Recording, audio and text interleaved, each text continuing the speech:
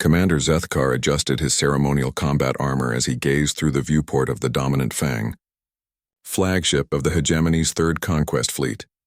The pale blue world below rotated slowly, its surface dotted with primitive cities that would soon burn under their righteous assault. Earth, they called it, a backwater planet inhabited by a species so young they had barely learned to leave their own atmosphere. Sub-Commander, Zethkar addressed his second in position. Initiate standard pacification protocols. These humans possess rudimentary weapons technology at best. Our warform should complete planetary subjugation within 2 solar cycles. Velton, a seasoned veteran of 17 conquered worlds, nodded with practiced efficiency. As you command. Intelligence reports indicate they fight with chemical propulsion weapons and crude explosives. Their largest military formations number only in the hundreds of thousands, barely a hunting pack by hegemony standards. The hegemony had perfected warfare across 3 millennia. Their battle doctrine was elegant in its simplicity, overwhelming force applied with mathematical precision. Each world fell according to the same predictable pattern: initial orbital bombardment, followed by deployment of warforms, 10-foot-tall genetically enhanced soldiers equipped with plasma weaponry and energy shields. No species had ever required more than basic protocols. Zethkar activated the fleet communications array. All vessels, commence Operation Crushing Talon. Deploy the first wave. Across the fleet, deployment bays opened like metallic flowers, disgorging thousands of atmospheric assault craft. Each vessel carried 50 warforms, their enhanced biology capable of surviving impacts that would liquefy lesser beings. Plasma rifles charged with contained stellar fire. Energy shields hummed with defensive matrices perfected through countless battles. The first target was a human military installation designated Fort Bragg. Intelligence suggested it housed approximately 30,000 of their warriors, a trivial force by any reasonable measure. What the hegemony didn't understand was that humans had spent their entire evolutionary history learning to kill things larger, stronger, and better equipped than themselves. Staff Sergeant Maria Vasquez crouched behind reinforced concrete as the first alien craft screamed overhead. Unlike her hegemony counterparts, she had never conquered another world. Instead, she had spent 12 years learning to fight in every conceivable environment against every possible enemy. She had trained in jungles where every shadow could hide death, deserts where water meant survival, and urban environments where civilians and combatants were indistinguishable. Contact front, Corporal Jenkins called out as the first warforms landed with earth-shaking impacts. The aliens were magnificent, towering beings that moved with predatory grace, their plasma weapons casting eerie light across the battlefield. Vasquez watched through her scope as the creatures advanced in perfect formation. They moved like they were conducting a parade drill, not fighting for their lives. She had seen that kind of arrogance before, usually right before someone died from underestimating human creativity.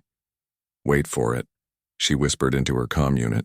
Around the base, 2,000 human soldiers held their positions, weapons trained on carefully calculated kill zones. The warforms expected resistance to materialize directly in front of them. Honest, straightforward combat between opposing forces. Instead, the first shots came from concealed positions 300 meters to their flanks. Human snipers, trained to kill with single shots at impossible ranges, began systematically targeting the aliens' weapon systems. Plasma rifles exploded in alien hands as precisely placed rounds found energy cells.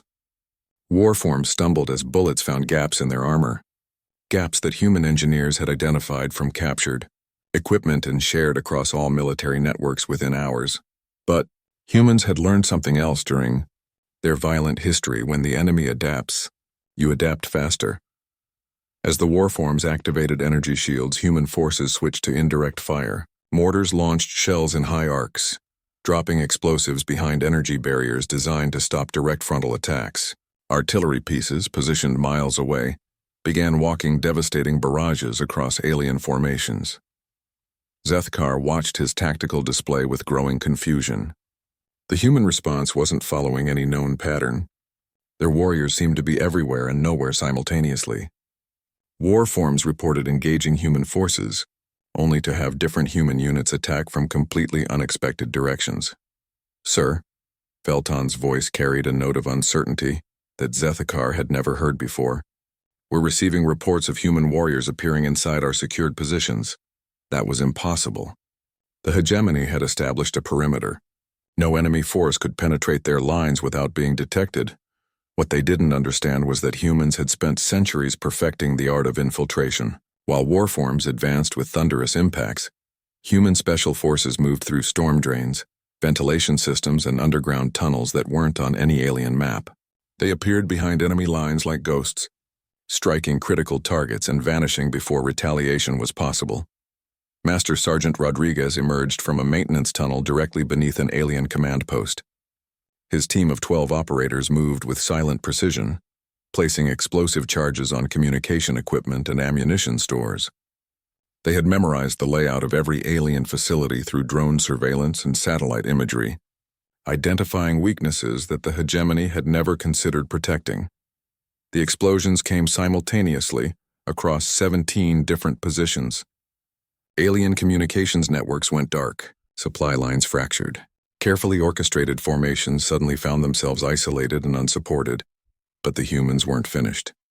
As warforms attempted to regroup, they discovered that the very ground beneath their feet had become an enemy. Human combat engineers had spent precious hours laying anti-personnel mines, creating kill zones, and establishing interlocking fields of fire that turned every advance into a deadly gauntlet. When the aliens adapted their tactics, humans simply changed the rules of engagement entirely. Fighter aircraft appeared from hidden airstrips, their pilots trained to survive aerial combat at speeds that stressed human physiology to its limits. They struck with precision-guided munitions before disappearing into terrain that provided perfect concealment. Commander, Zethikar stared at his tactical display as red indicators multiplied across the battlefield. In 6 hours of combat, his forces had lost more warforms than in the previous 3 planetary conquests combined. The humans weren't just resisting, they were winning. Sub-Commander, his voice carried the weight of dawning realization. Recall all ground forces immediately. Sir, we still maintain numerical superiority and recall them now. Zethikar's roar echoed through the command center. These beings, they don't fight to conquer. They fight to survive. Every single one of them. As the hegemony's forces retreated to their ships, Staff Sergeant Vasquez watched through her scope.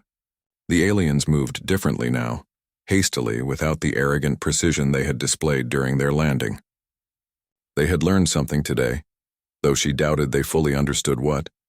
Humans had never been the strongest species in the galaxy, or the fastest, or the most technologically advanced, but they had been forced to become the most adaptable, the most creative, and the most absolutely ruthless when their survival was threatened.